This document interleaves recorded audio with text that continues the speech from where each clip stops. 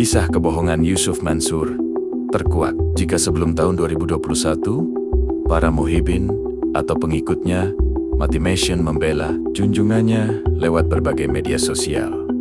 Tidak demikian setelah tahun 2021. Para muhibin Yusuf Mansur akhirnya realistis ketika dihadapkan pada fakta-fakta yang sebenarnya. Setiap kali Yusuf muncul dengan ide baru, 99% netizen menghujatnya. Yusuf Mansur pun sendirian. Bismillahirrahmanirrahim. Assalamualaikum warahmatullahi wabarakatuh. Sahabat Nahi Mungkar yang dirahmati oleh Allah Subhanahu wa Ta'ala, dimanapun Anda berada, semoga dalam keadaan sehat walafiat dan selalu dalam lindungannya. Sahabat, akhir-akhir ini Yusuf Mansur nampaknya menjadi pemain tunggal dalam hal apa yang selama ini dia lakukan. Sebagaimana kita ketahui, Yusuf Mansur yang mengaku sebagai seorang ustadz, banyak sekali ide-idenya, banyak sekali konsep-konsepnya yang diluncurkan kepada masyarakat yang ujung-ujungnya adalah cuan. Nah, Yusuf Mansur sudah mulai melakukan investasi, dalam arti mengajak orang untuk berinvestasi sejak tahun 2009. Beragam investasi yang dia luncurkan dan semuanya bermasalah, mulai dari batu bara, patungan usaha, patungan aset, tabung tanah, bangun kondotel Moyavidi, mengajak mitra Paitren untuk berumroh. Semuanya ini berantakan.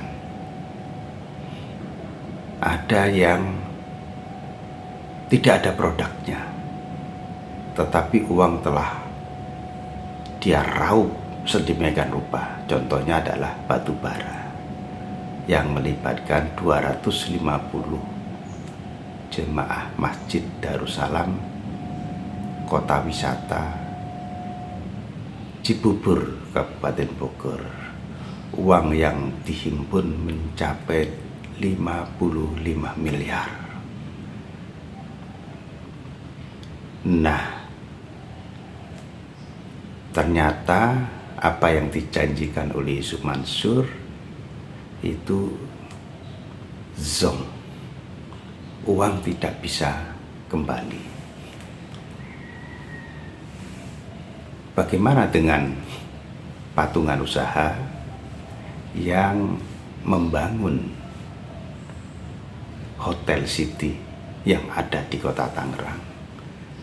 Ini juga bermasalah, karena setelah jatuh tempo 10 tahun orang tidak bisa mengambil uangnya kembali. Jangankan keuntungannya, uang pokoknya saja nggak bisa diambil. Ini ada sekitar 2.900 orang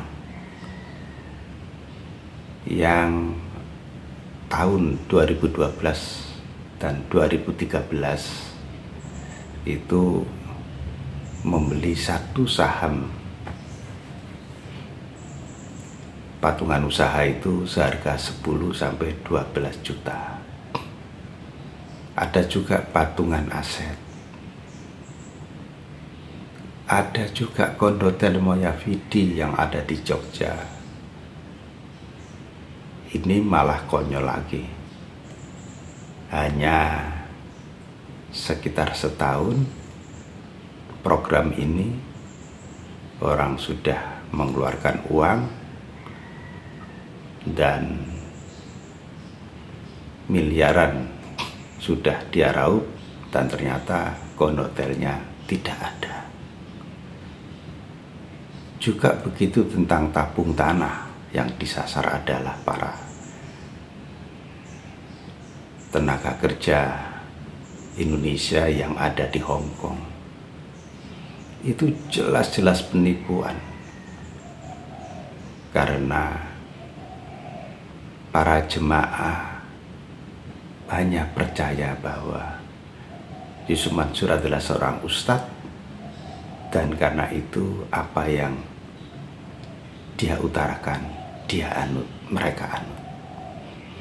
Faktanya adalah zong, tidak ada proses-proses berikutnya. Kalau itu tabung tanah, tanahnya di mana dan untuk apa? Tidak pernah jelas. 2013 sampai hari ini. Ada juga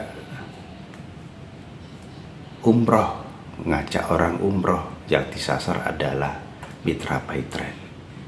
Itu juga akhirnya tidak pernah jelas. Uang yang terhimpun sudah 26 miliar dan tidak ada kelanjutannya. Ini antara 2015 sampai 2019. Begitu pula ketika para kritikus mulai bereaksi lewat tulisan sejak tahun 2015. Oh, itu banyak sekali pendukungnya Yusuf Mansur itu. Mulai dari pengacara, mulai dari orang yang mengaku santri, pengusaha, bahkan seseorang yang sekarang jadi pejabat. Itu pendukungnya Yusuf Mansur. Dalam arti ketika Yusuf Mansur dikritik atas usaha yang dia lakukan dan itu melibatkan jamaah lalu bermasalah, maka para muhibbin ini, para pendukungnya ini itu melakukan perlawanan. Itu dahsyat sejak tahun 2015. Luar biasa mereka. Tetapi seiring perjalanan waktu dan terkuatnya semua investasi yang diinisiasi oleh Yusuf Mansur yang berujung pada masalah, apakah itu hoaks? Kalau hoaks jelas penipuan seperti batu bara. Apakah itu yang bermasalah seperti patungan usaha, patungan aset? Nah, yang hoaks tadi selain batu bara ada juga kondotel Moyavidi, ada juga tabung tanah. Seiring perjalanan waktu, maka orang perlahan-lahan memahami dan akhirnya mundur teratur. Bahkan majelis ulama pun itu diam terhadap perilaku Yusuf Mansur. Di tahun 2021, para kurban dari batu bara, kurban dari patungan usaha, kurban dari kondotel Moyavidi, kurban dari tabung tanah, di bulan November 2021 telah mengunjungi kantor majelis ulama dan mereka diterima oleh pimpinan MUI tersebut ada dialog, dan mereka mengatakan nanti perwakilan dari para korban akan diajak dialog lagi di kemudian hari untuk memperdalam persoalan ini. Apa yang terjadi? Sampai hari ini tidak pernah Majelis Ulama itu mengundang para korban untuk mendalami persoalannya. Dan sampai hari ini pun Majelis Ulama juga diam seribu bahasa. Bahkan ketika Yusuf Mansur baru-baru ini muncul videonya yang menjual doa, jadi doa berbayar, itu muncul kembali videonya dan rame di jagat media massa.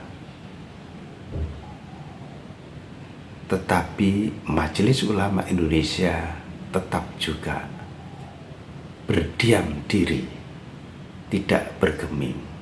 Padahal konsep sedekah yang selama ini diluncurkan oleh Yusuf Mansur itu jelas-jelas sesat dan menyesatkan. Donasi yang diminta oleh Yusuf Mansur tidak pernah jelas arahnya. Lalu doa berbayar, jelas-jelas ini adalah bentuk lain dari penipuan. Faktanya memang iya. Karena apa? Ketika dia melakukan syuting untuk video doa berbayar tadi, itu tahun 2021. Nah, tahun itu dia memang akan membangun yang namanya pesantren di daerah Bogor.